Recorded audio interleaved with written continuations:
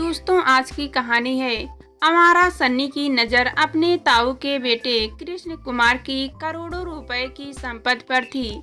संपत्ति पाने के लिए उसने कृष्ण कुमार की पत्नी कुसुम लता को अपने प्यार के जाल में फांस लिया। फिर कुसुम लता को अपने विश्वास में लेकर उसने ऐसी चाल चली कि 1 अप्रैल 2021 को सुबह के करीब 7:45 बज रहे थे।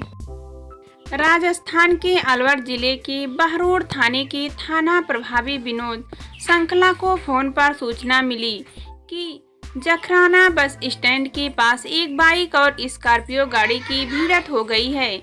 सूचना मिलते ही विनोद संकला पुलिस टीम लेकर घटना स्थल पर पहुंच गए। घटना स्थल पर काफी भीड़ जमा थी। पुलिस को देखते ही भीड़ थोड़ा हट गई। पुलिस ने देखा कि वहां एक व्यक्ति की दबी कुचली लाश सड़क पर पड़ी थी। थोड़ी दूर पर मृतक की मोटरसाइकिल गिरी पड़ी थी। घटना स्थल पर प्रत्यक्षदर्शियों ने पुलिस को बताया कि नीमराना की तरफ से स्कॉर्पियो गाड़ी आई थी। स्कॉर्पियो की सवार लोगों ने जानबूझकर मोटरसाइकिल को टक्कर मारी थी। बाइक सवार स्कॉर्पियो की टक्कर से उछलकर दूर जा गिरा। तब स्कॉर्पियो यूटर्न को लेकर आई और बाइक से गिरे युवक को कुचलकर चली गई। गाड़ी के टायर युवक के सिर से गुजरे तो सिर का कचूमर निकल गया। जब स्कॉर्पियो सवार निश्चित हो गए कि बाइक सवार की मौत हो गई है, तब वे वापस उसी रोड से भाग गए। वहां मौजूद लोगों ने थाना प्रभारी विनोद संकला को बताया कि यह दुर्घटना नहीं बल्कि हत्या है।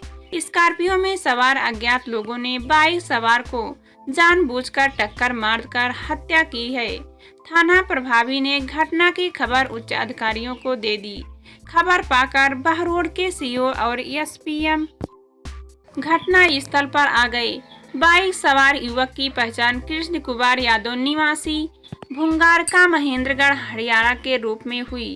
कृष्ण कुमार यादव वर्तमान में राजकीय उच्च माध्यमिक विद्यालय जखराना में अपर डिवीजन क्लर्क के पद पर कार्यरत था। कृष्ण कुमार के एक्सीडेंट होने की खबर पाकर विद्यालय के प्रधानाचार्य ने बताया कि कृष्ण कुमार यादव अपने पिताजी की ऑन ड्यूटी मृत्यु होने पर उनकी जगह मृतक आश्रित कोटे से नौकरी पर लगा था। कृष्ण कुमार अपने माँ बाप का इकलौता बेटा था।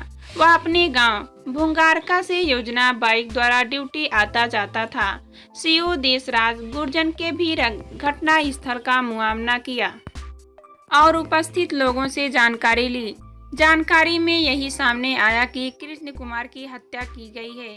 पुलिस ने सीसीटीवी फुटेज निकले। फुटेज से पता चला कि प्रत्यक्षदर्शियों ने जो बातें बताई थी वह सच थी। हत्यारे कृष्ण कुमार की हत्या को दुर्घटना दिखाना चाह रहे थे, मगर लोगों ने यह सब अपनी आंखों से देखा था। मृतक के परिजनों को भी हत्या की खबर दे दी गई।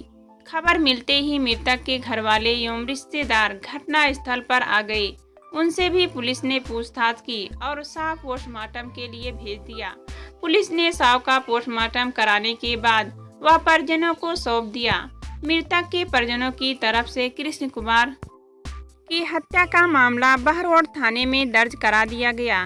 थाना प्रभारी विनोद संकला, एसआई सुरेंद्र सिंह और अन्य पुलिस कर्मियों की टीम ने सीसीटीवी फुटेज और स्कॉर्पियो गाड़ी के नंबरों के आधार पर जांच शुरू की। पुलिस ने स्कॉर्पियो गाड़ी का नंबर देकर सभी थानों से इस नंबर की गाड़ी की जानकारी देने को कहा। तभी जयपुर पुलिस ने सूचना दी कि इस नंबर की स्कॉर्पियो गाड़ी पावटा जयपुर में खड़ी है। पुलिस टीम ने पावटा पहुंचकर वहां से स्कॉर्पियो गाड़ी सहित 2 युवकों अशोक और पवन मेघवाला को भी हिरासत दे लिया। गाड़ी के मालिक अतीत निवासी भुंगारका सहित कुछ और संदिग्ध युवकों को भी पुलिस ने पूछताछ के लिए उठा लिया। थाने में इन सभी से पूछताछ की। अशोक व पवन मेघालय एक ही रट लगाए थे कि उनकी कृष्ण कुमार से कोई दुश्मनी नहीं थी। अचानक वह गाड़ी से टकरा गया था। बाइक के एक्सीडेंट के बाद हड़बड़ाकर गाड़ी में घुमाई तो कृष्ण कुमार पर गाड़ी चढ़ गई। उन्होंने बताया कि उन्हें इन सब बातों का डर लग रहा है। था कि लोग उन्हें पकड़कर मार न डाले। इस डर के कारण वह गाड़ी भगा ले गए, मगर आरोपियों की यह बात पुलिस के गले नहीं उतर रही थी। भोगारका निवासी अतीत ने पुलिस को बताया कि उसने अपनी स्कॉर्पियो गाड़ी 1,80,000 रुपए से सन्नी यादव को बेच दी। सन्नी ने अशोक के नाम पर यह गाड़ी खरीदी थी। अतीत ने पुलिस को सन्नी का नाम बताया। तब तक पुलिस को लग रहा था कि अतीत का इस मामले से कोई संबंध नहीं है। अशोक और पवन मेघवाला 4 दिन तक पुलिस को एक ही कहानी बताते रहे कि अचानक बाइक से गाड़ी का एक्सीडेंट हो गया था। पुलिस को भी लगने लगा था कि मामला कहीं दुर्घटना का ही तो नहीं है, मगर सीसीटीवी फुटेज में जो एक्सीडेंट का दृश्य था वह बता रहा था कि कृष्ण कुमार की साजिश के तहत हत्या की गई थी। हत्या को उन्होंने साजिश के तहत दुर्घटना का रूप देने की कोशिश की थी। तब पुलिस अधिकारियों ने अपना पुलिसिया रूप दिखाया। बस फिर क्या था, पुलिस का असली रूप देखकर वे टूट गए और स्वीकार कर लिया कि उन्होंने जानबूझकर कृष्ण कुमार यादव की हत्या की थी। फिर उन्होंने हत्या की कहानी बता दी। हरियाणा के नांगल चौधरी इलाके के भुंगारका गांव में कृष्ण कुमार यादव अपनी पत्नी कुसुम लता के साथ रहता था। कृष्ण कुमार की 4 बहनें हैं जिनकी शादी हो चुकी थी। वे सब अपने ससुराल में हैं। पिता की ऑन ड्यूटी मृत्यु होने के बाद आश्रित कोटे के तहत कृष्ण कुमार की कल्प पद पर सरकारी स्कूल में नौकरी लग गई थी। वह अपने माता पिता का इकलौता बेटा था। कृष्ण कुमार के पड़ोस में उसके चाचा मुकेश यादव रहते थे। उनका बड़ा बेटा सन्नी 10वीं कक्षा में फेल हो गया था तो उसने स्कूल छोड़ दिया। वह कोई काम धंधा नहीं करता था। कृष्ण कुमार के परिवार के ठाट बाट देखता तो उसे जलन होती थी, क्योंकि कृष्ण कुमार के पास करोड़ों रुपए की संपत्ति थी। कृष्ण कुमार के नाम करीब 25 बीघा जमीन थी। जोधपुर राजस्थान के फलौदी में 17 बीघा जमीन, बहरोड में 2 काम सीरियल फ्लैट, भुंगारका गांव में 32 बीघा जमीन व आलीशान मकान था। यह सब कृष्ण कुमार के नाम था। सन्नी ने योजना बनाई कि अगर कुसुम लता को वह प्यार के जाल में फंसाकर कृष्ण कुमार को रास्ते से हटा दे तो वह कुसुम लता से विवाह करके उसकी करोड़ की प्रॉपर्टी का मालिक बन सकता है। आज से करीब 3 साल पहले सन्नी ने कुसुम लता पर डोरे डालने शुरू किए। कुसुम लता रिश्ते में उसकी भाभी लगती थी।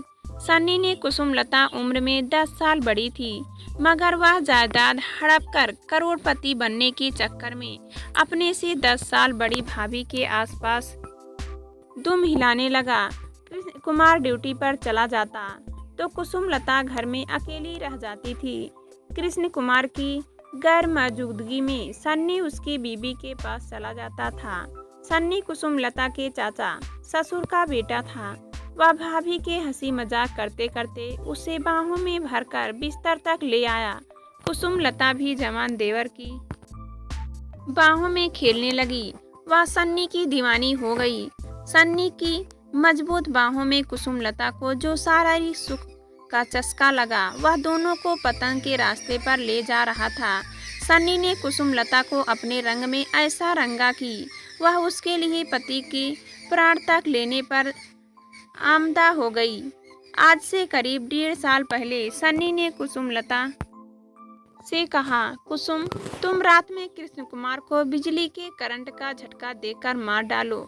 इसके बाद हम दोनों के बीच कोई तीसरा नहीं होगा।